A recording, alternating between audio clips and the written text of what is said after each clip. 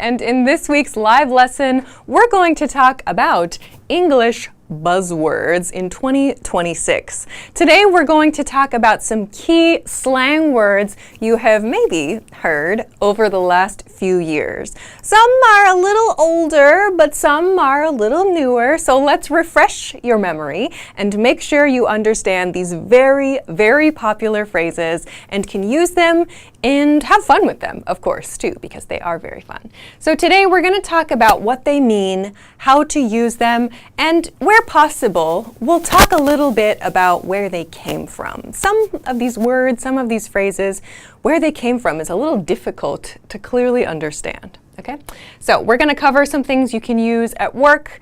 We're going to cover mostly things you can use when you're talking to friends and people you're close to, but you will also see a lot of these words on social media. So we have 20 to cover. I want to begin really quickly. So as you join, please make sure to hit the like button and share this video so other people can find the lesson. Send a message in the chat if you're watching live. Hello, Anna and Natalie and Carlos. What's up?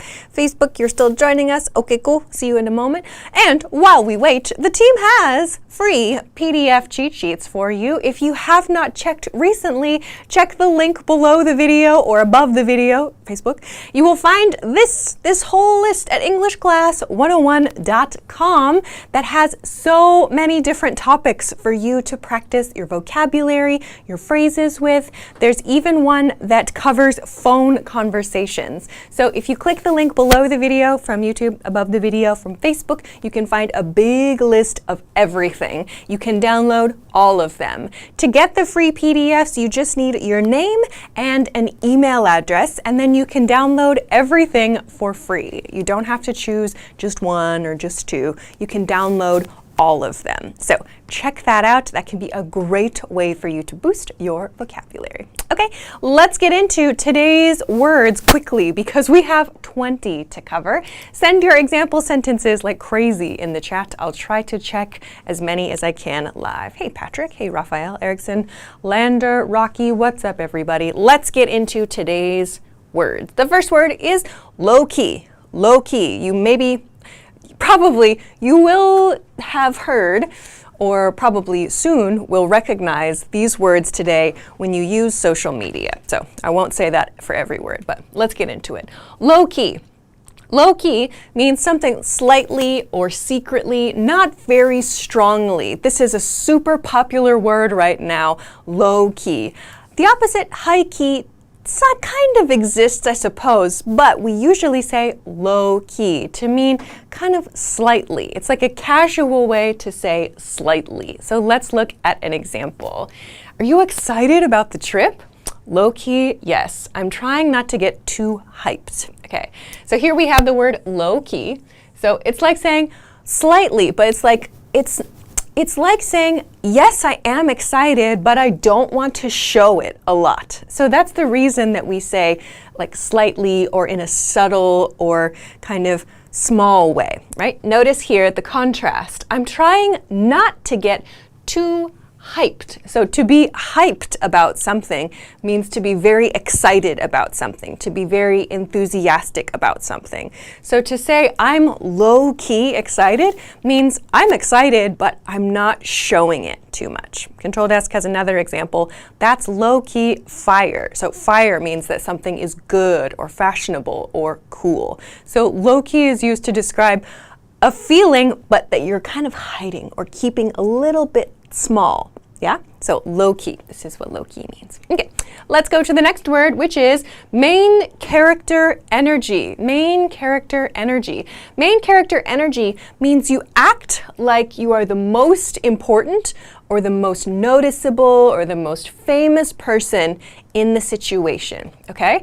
So main character energy is used when someone is telling a story or when someone attends an event.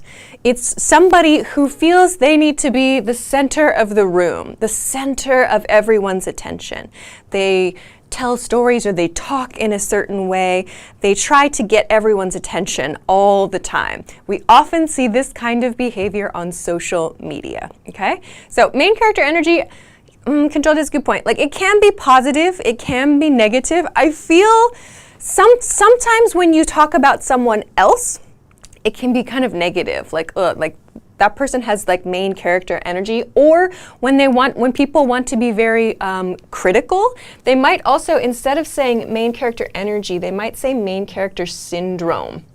This one sounds more negative, like, ugh, they have like main character syndrome, or you might hear only person in the world energy, which means that only their ideas and only their beliefs are what are important, yeah? So sometimes it's very positive. When people tell you to have confidence, they say, try to have some main character energy, you know, that feel that you are confident, you are important, and you have interesting ideas and great points to share, right? So it can be positive, asking people to feel more confident and to express themselves, yeah? But depending on the situation, sometimes it can be a little bit negative. So I recommend you listen for the context with this expression, okay? Let's look at an example. Why is she walking in like that? She always brings main character energy. This is a situation where the person is probably at an event, right? And someone walks into the party, walks into the event, maybe they're dressed really, I don't know, flamboyantly, or they're dressed in like a very flashy way, yeah? And they want everyone's attention, so they're very loud, or they're doing something to draw eyes to them. So we can describe that as main character energy. This main character means the main character in a story, yeah? Like the main character in Star Wars, you know, the original Star Wars is Luke Skywalker, right? The person that we all focus on, yeah? So main character means the one that we the one that we focus on, like their life is a story, okay? All right. Let's continue. Patrick asked, is low-key similar to slow down? No, they are completely different. Okay, let's go to the next one. Rizz. This one's a fun one. Probably, if you watch social media at all in English, you have probably seen this word the last several years. Rizz, charm or flirting skill. So, rizz comes from the word charisma. Charisma. Here is rizz. The rizz is the charisma, or rather, rizz comes from charisma, that middle part of charisma. So this means flirting skill, your skill in getting someone to feel attracted to you, or your skill in getting somebody to like you, okay? So this is generally a very positive thing. To say someone has rizz, this is usually used as a noun, but it can also be used as a verb. I'll give you a verb example in just a moment. When we say that someone has rizz, it means they have charisma, or they are good at attracting people to them, okay? Usually, we use it for romantic situations. Usually, it's to try to get a date, right, with somebody. But there are some cases where you might say that person has rizz, just generally. People like that person. People want to be friends with that person. But I find usually someone that many people want to be friends with also is someone that many people want to have a romantic relationship with too. So maybe I think those two are related, okay? So Control Desk is giving you lots of extra examples. Control Desk has given an example. Let's add it to the next example page so we can talk about the different ways to use the word rizz as a noun and a verb. So first, as a noun, does he have rizz? Definitely. He can talk to anyone, okay? So here's a good way, this is a good example of how we might use and think about rizz. I'll include Control Desk's example here. So this is a good alternative response. Control Desk has used the word Lowkey. Thanks, Control Desk. Lowkey, what did you write, Control Desk? Dude has fire rizz.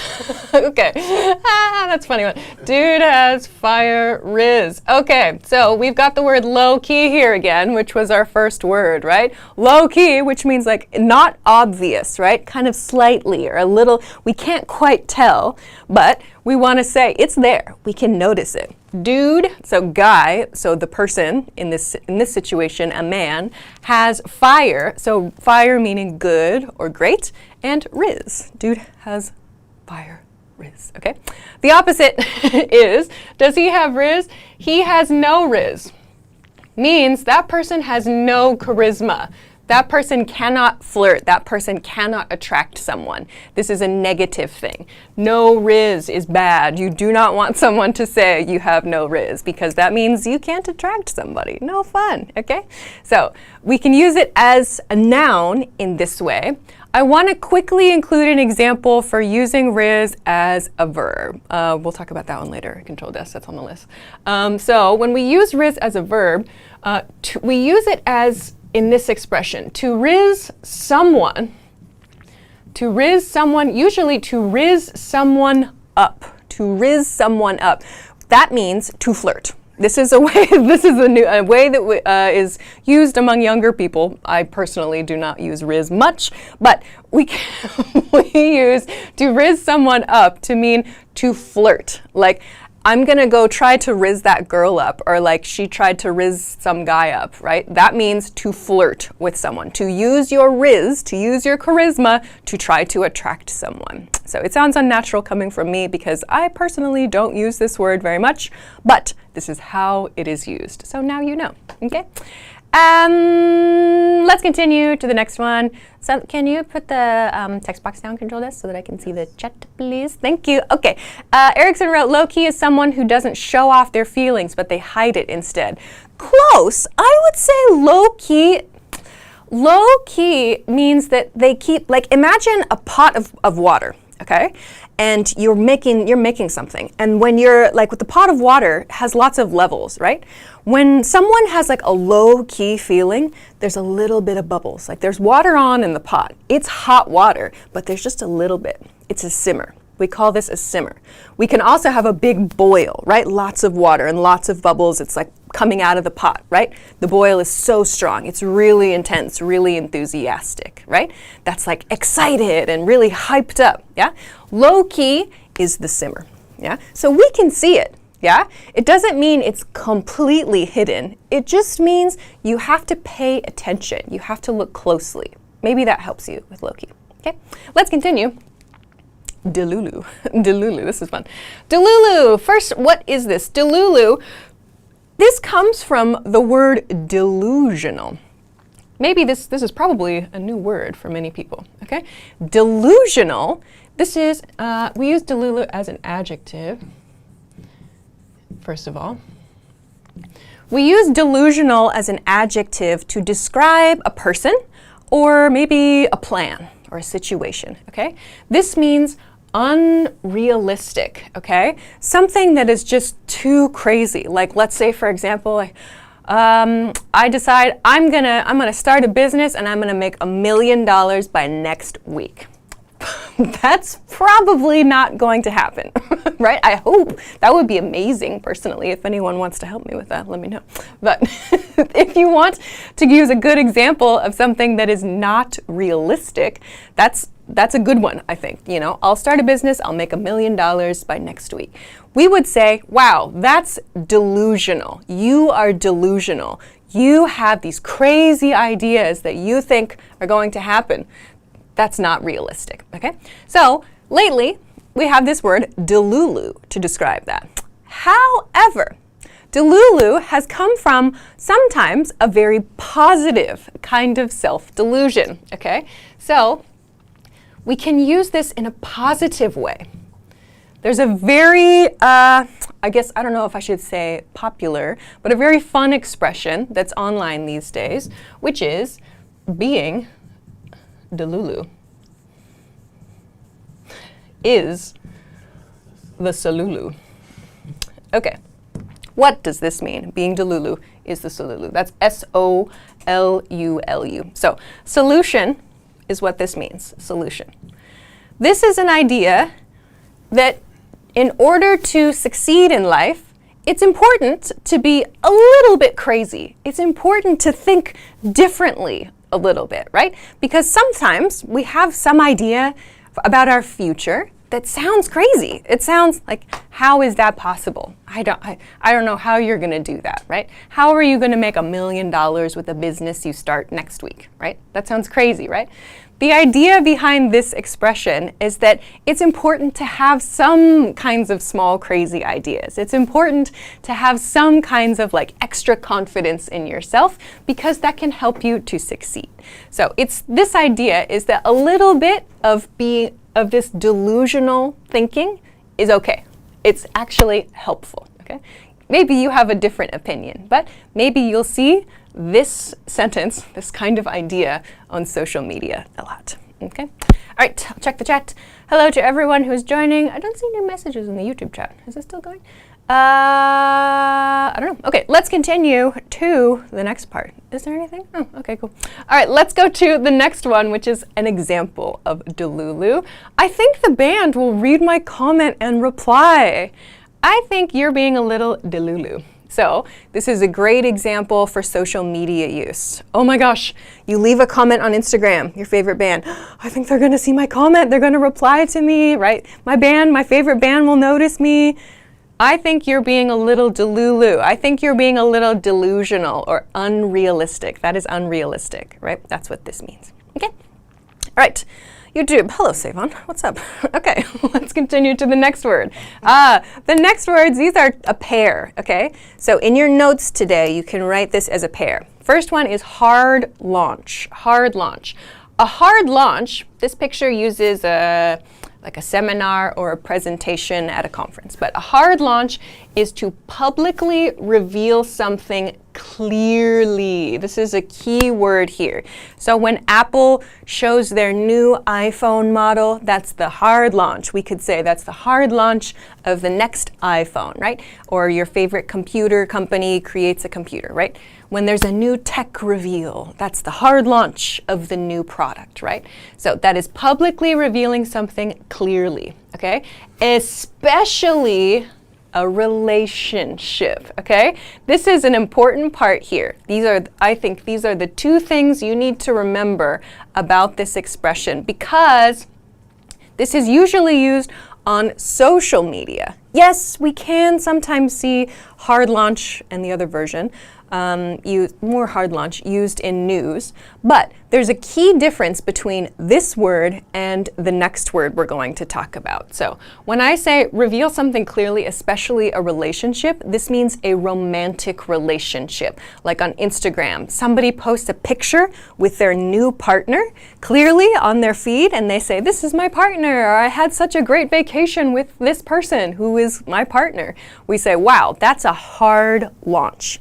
They clearly revealed their relationship. It's like the public debut of something, okay? All right, let's continue to the example and compare. Did he post a photo with his girlfriend? Yes, it was a hard launch, okay? So hard launch, this is a noun phrase. What's that? Hard launch. Okay, so let's compare this to the opposite. The opposite is a soft launch, a soft launch. So a soft launch is an indirect public introduction to something, especially a relationship, okay? Especially a relationship. We use this a lot on social media.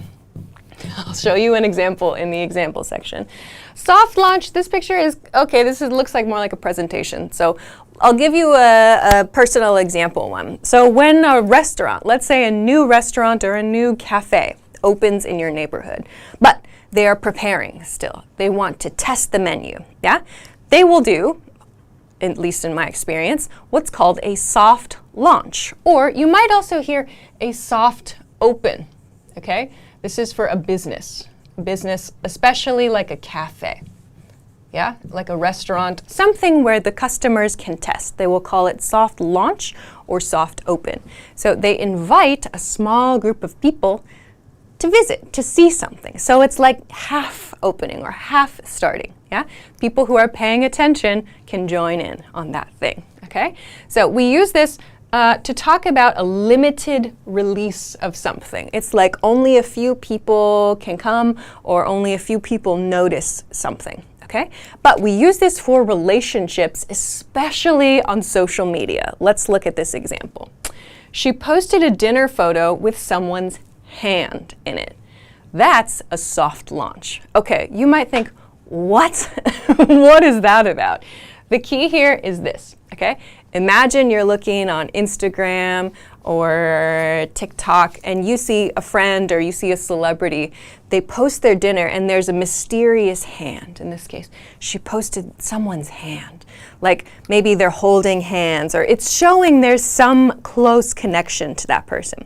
This is an example of a soft launch because they're showing indirectly that there's a connection to somebody. So a soft launch is typically something, at least for like a celebrity, that people want to talk about. Who's the person in the picture? Is that her new boyfriend? Who could that be? Where are they, right?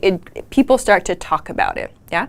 So soft launch is the indirect version. This is the opposite of hard launch, which is the clear version. So clear launches is you post a picture of the couple, everybody knows you're a couple. Soft launch is a mystery reveal over time, slowly. Okay, let's go to the chat. Oh my gosh, hello chat. Oh my gosh, sorry chat, I've missed all of your messages. Lander wrote, could it be, did Lionel Messi read my last message? I'm to Delulu, good.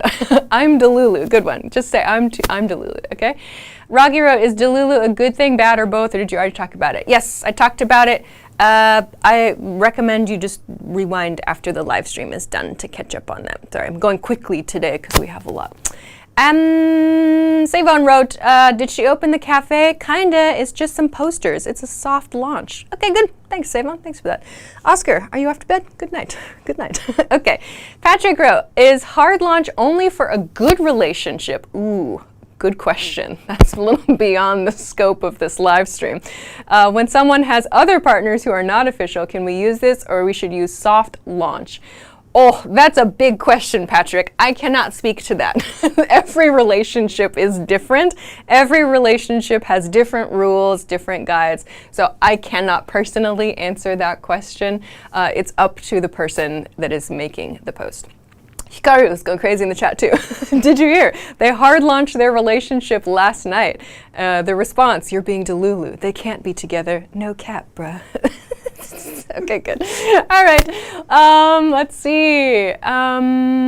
Lender, you're close. You wrote, I posted my first day in the university. That's so soft launch. Soft launch. This is a noun, yeah? Sorry, I didn't clarify that before. Soft launch is a noun, not an adjective. And to post your first day at school would be a hard launch, right? You are clearly saying, I started university, like hard launching my university experience, right? We can use it as a verb as well.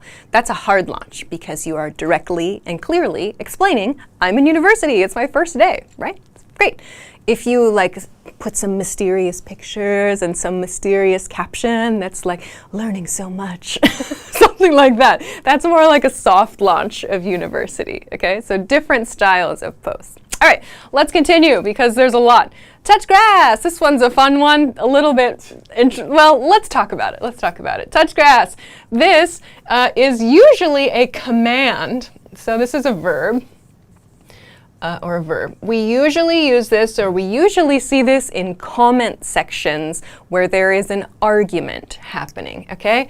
So comment sections where people are usually fighting, or I should say there's one person that's being a problem. One person is writing angry comments, one person is being rude, and somebody will say, touch grass, man. It means go outside or take a break from the internet, okay? It means you seem like you spent too much time on your phone. It seems you're at the computer too much. You need to remember how to be polite, how to have manners. So go outside. So touch grass, this is grass, right? That means like go outside, experience the world, go be around people, get off the internet, take a break. It means person, you're acting a little crazy, yeah? So if someone says touch grass to you, it means they think you're being unreasonable and you should go and take a break from the internet, okay? All right, let's look at an example. He's arguing in the comments again. He really needs to touch grass. He really needs to touch grass. Okay, good. Phew, we have only a few minutes left. Oh my gosh, I don't know what number I'm on, but let's continue.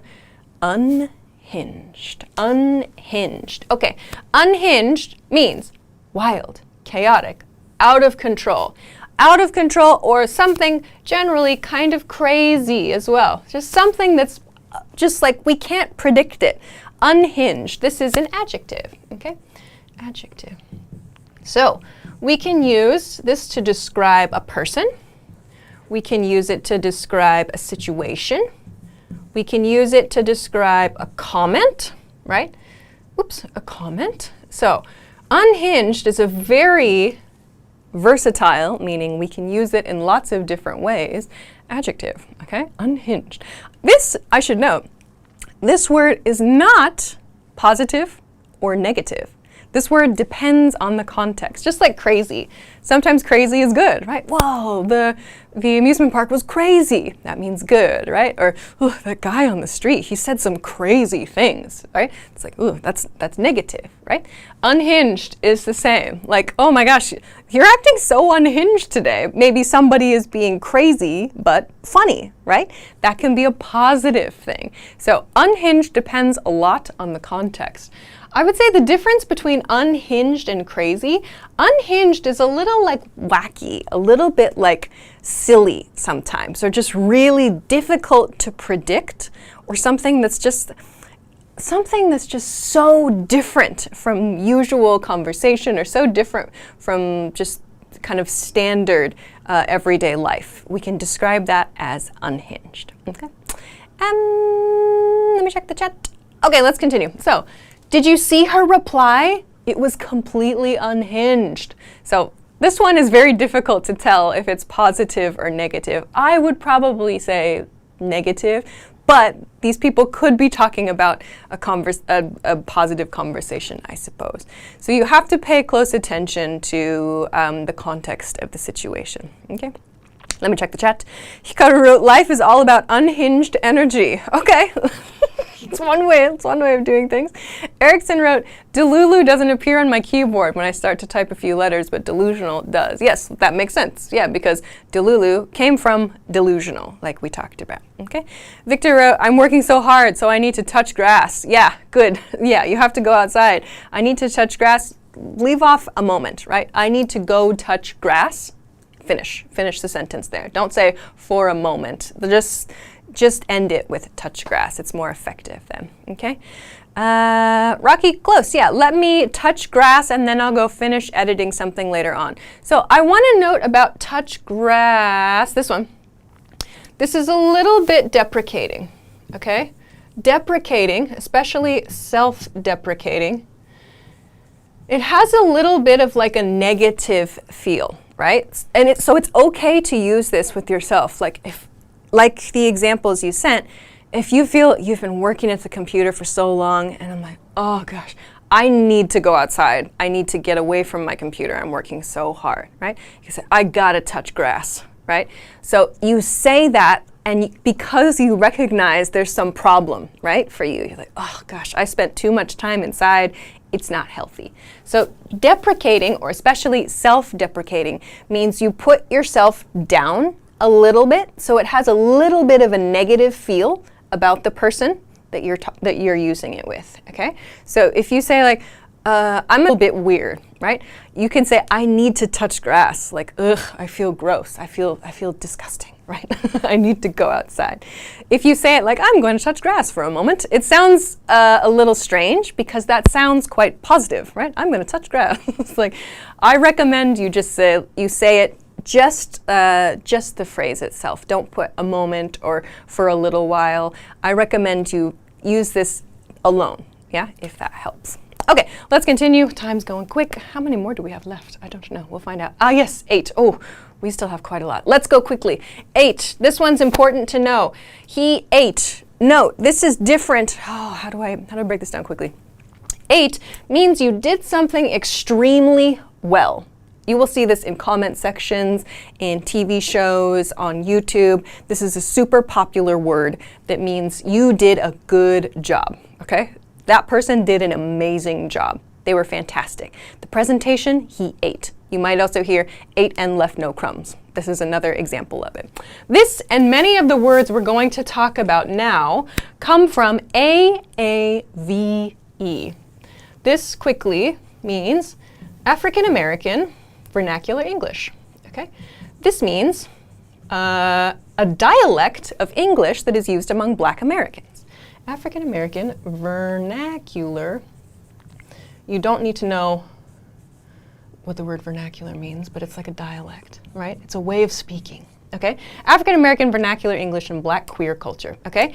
This word became more popular the last several years on social media, okay? So this word and a few more words on this list also come from AAVE. So we're going to talk about them. And I want to note that AAVE often, you might think to yourself, well, isn't that a different grammar than I learned in my textbooks? Yes, this is a type of, this is a way of speaking English that has its own kinds of rules, its own grammatical structures. So it's a type of American English, but it's a different dialect. So I hope that will help you. You can keep this in your mind as we go to the next slides. So how was his speech? He ate, right? He did a good job, yeah?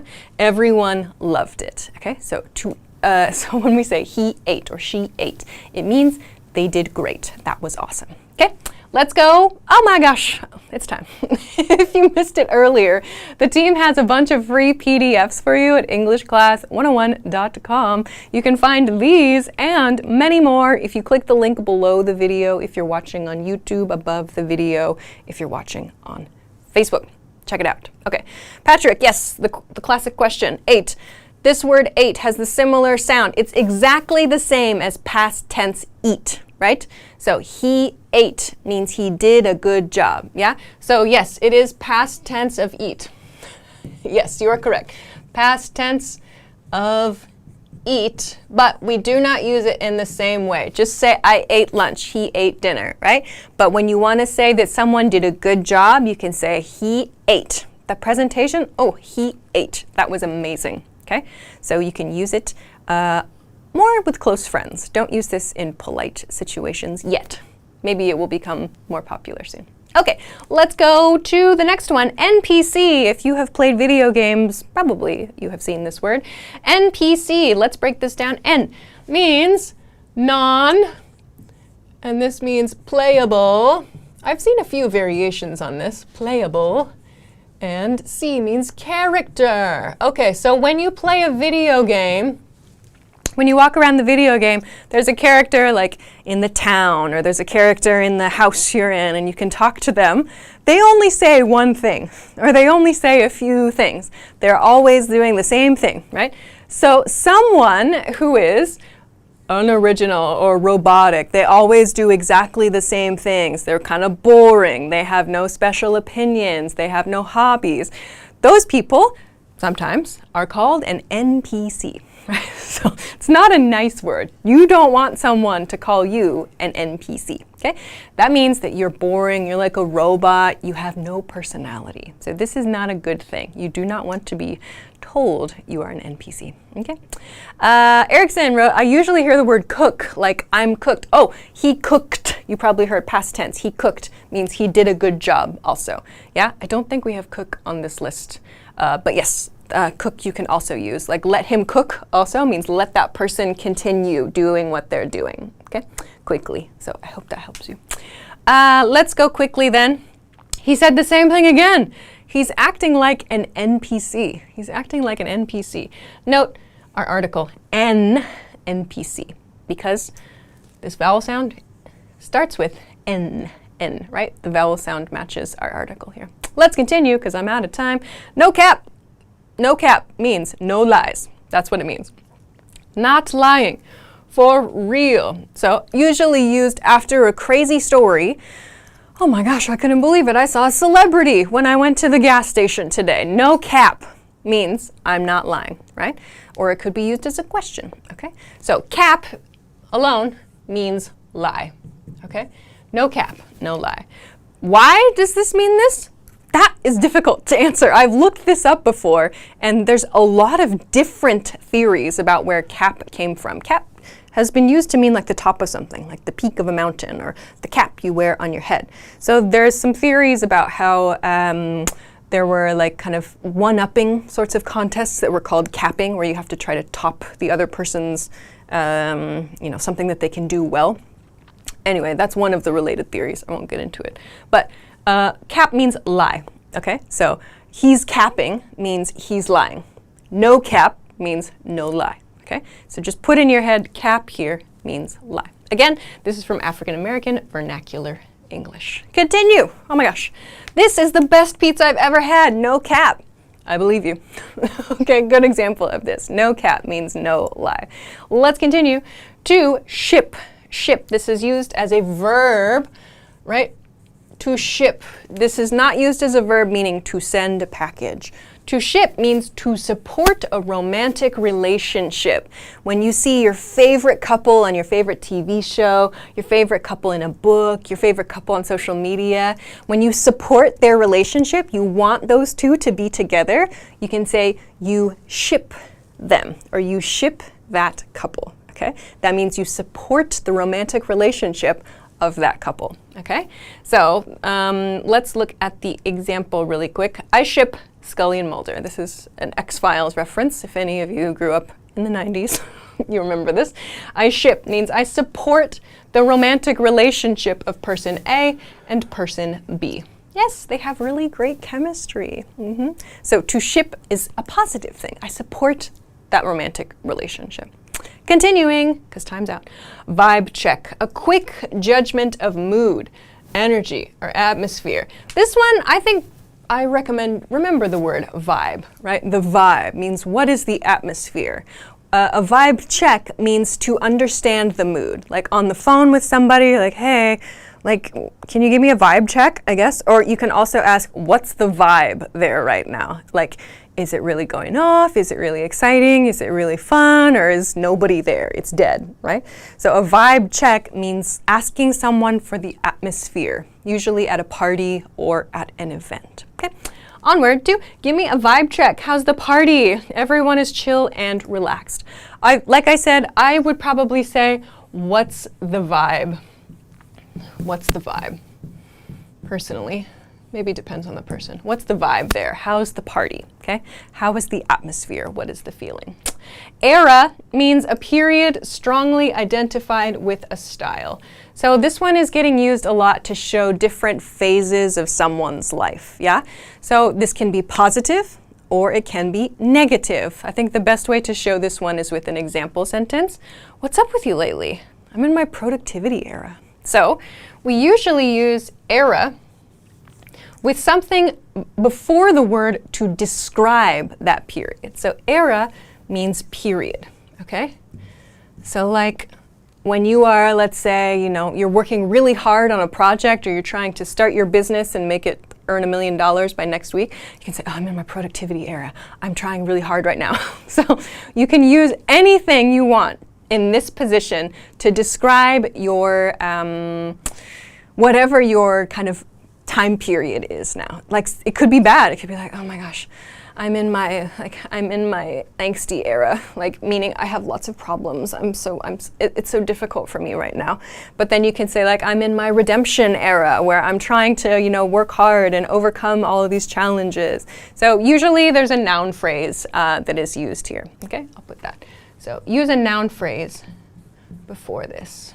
Okay. Sorry, I'm going so quickly. I'm just like really, really out of time. Canon event, an event that must happen in life, often seen as unavoidable, usually negative. Usually negative. We see this a lot on social media with the expression, I cannot interfere. It's a canon event. A canon event means usually something that every person goes through. Their first breakup, trying to, getting rejected from their first job, having some kind of usually some kind of personal difficulty, yeah? Where you're like, oh no, you can see the person, you can see your friend, or you see someone on social media, they're going to make a mistake. You're like, oh no, I have to let it go. It's a canon event. It has to happen. Everybody goes through this in their life, and they have to go through it in order to learn something from it. Okay, let's continue to the example. Getting rejected by my crush was my canon event this year, maybe. That's rough. Yeah? So my crush means the person of romantic interest. Okay? They said no, they don't want to go out with you. Okay, onward. Oh my gosh, trying to get through them all. Cringe. Oh, so important. Cringe. Awkward, embarrassing, or uncomfortable to watch. Sometimes people describe this as second-hand embarrassment. When you see someone do something and you feel embarrassed, you're like, oh no. Like, you feel embarrassed for that person. It's not you, but you see it and you're like, oh no. That feeling is called cringe. Cringe. This is a very popular word these days. It describes our feelings very well, especially with a lot of online content. So let's look at the example. Was the video funny? Not really. It was kind of cringe. So this is like the feeling, you're like, when you see something cringe, it's like, oh no. You feel embarrassed and like awkward, uncomfortable, okay? Next level. Next level means really great, really awesome. The food was next level. The movie was next level. The party was next level. It's really great, really cool, really good. Okay, that one's an easy one to understand. This is next level, or it was next level. Don't use the, not the, but just next level as a set adjective, right? To mean really, really good. Yeah, really good. Nice one, easy one. Yeah. So, example. How was the new restaurant? Next level. The food and service were amazing. Easy one to use, right? Next level. I think we're almost there. Yes, we made it. All right. So those are a bunch of really great buzzwords. Sorry to go quickly at the end there. I wanted to cover them all. But these words are all used very commonly, especially on social media and sometimes in the news as well. There's a lot of small pointers we talked about today. So I hope that you can use them in your social media experiences and in your everyday life. I have to finish though, so if you missed it, don't forget to pick up your free PDF cheat sheets at EnglishClass101.com. You can find the link below the video on YouTube and above the video on Facebook. You just need your name and an email address, and then you can download all of them. There are so many, like the team added new ones, so if you haven't checked in a long time, go check, log in to EnglishClass101.com, and then log in. Again, I just said log in. Anyway, go and check it, and then download all the new ones. Yeah, I hope that helps you. Okay, I should finish there. So much talking today, but I hope that we got through it all. If you want some homework, you can add what slang or buzzwords you've used recently. But I have to go. So next week, I'll be back. Next week, we're going to talk about some AI words, because the vocabulary grows every year these days, right? So next week, we'll talk about some AI words you hear all the time in English. Please join me at 9 p.m. Eastern Standard Time. That is New York City time. If you don't know your local time, please Google it or set a notification on Facebook or on YouTube so that you get a pop-up when we start this live. So thank you everybody for joining me live this week. Thanks so much for sending your comments and for liking and sharing the video. And I'll see you next time. All right, have a great day, have a great week, have a great weekend, and I'll see you again soon. Bye.